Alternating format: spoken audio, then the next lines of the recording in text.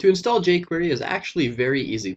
We can either download and install the file using all of the jQuery on our own website, where we don't need to rely on another server to host it. Or we can link to a hosted jQuery file from a CDN host. CDN stands for Content Delivery Network, such as Google or jQuery.com or even Microsoft. So if we choose to download jQuery, we'd have to first go to jQuery.com/download.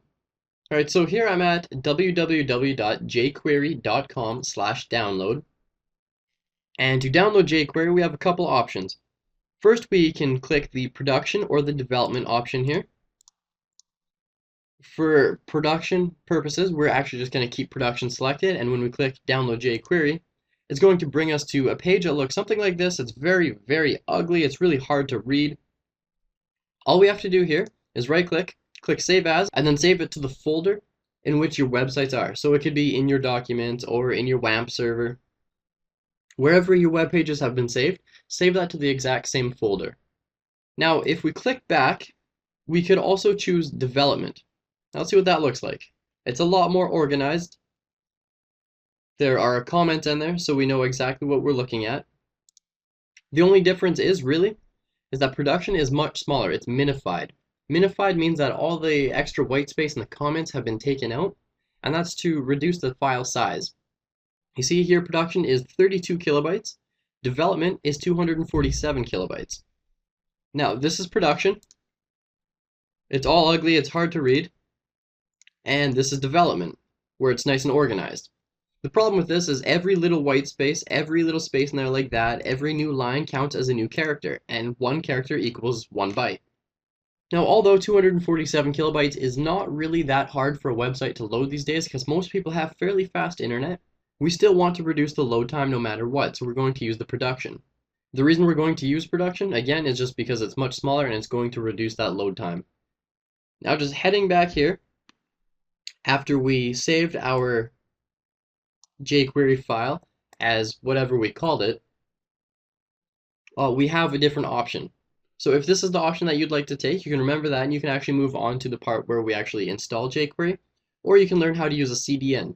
Again, CDN stands for Content Delivery Network, which is a network that some companies host so that you can access their content easily and reliably. For example, Google has jQuery on their CDN. Because jQuery updates often, we aren't actually going to use the jQuery version that is available as this video is being made, which if we look back here, was jQuery version 1.8. So if you're watching this video and jQuery 1.9 or 2.0 has been released, by all means use those. The exact same principles will apply to that as it applies to this. So if we wanted to use CDN, a content delivery network, we can go back to jQuery.com/download. And on the left here, we have 3 options. We have Google Ajax libraries, or if we click that, it's going to bring us to the same page. It's really messy. And if I just move this down here for you, then you can actually see the URL here. If we use Google, we're just going to copy this URL.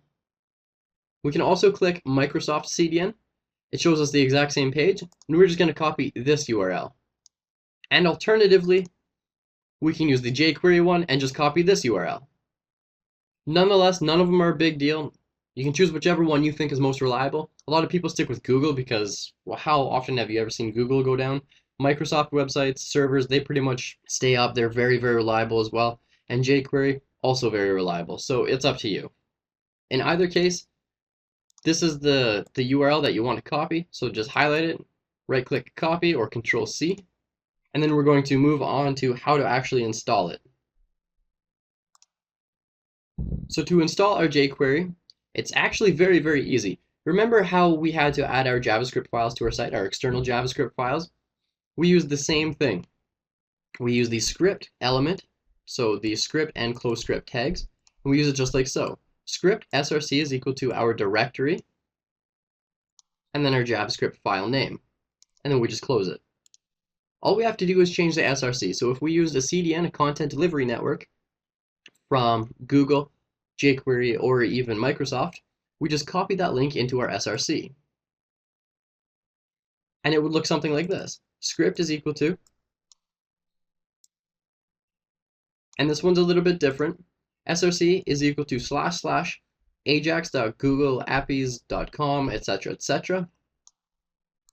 Or if we use the Microsoft one, we can just go src is equal to http and then that URL that we copied. Now the reason that we have this slash here is because that's the way that Google actually wants us to do it. If we go over to developers.google.com/speed/library/devguide, that was a lot. So here's actually the URL. HTTPS, you could just copy this all over if you want, and it gives us a library of everything that we want. So we have jQuery, the jQuery UI, Dojo, the Chrome frame, AngularJS, MooTools, Prototype, Scriptaculous. There's a lot of them on here.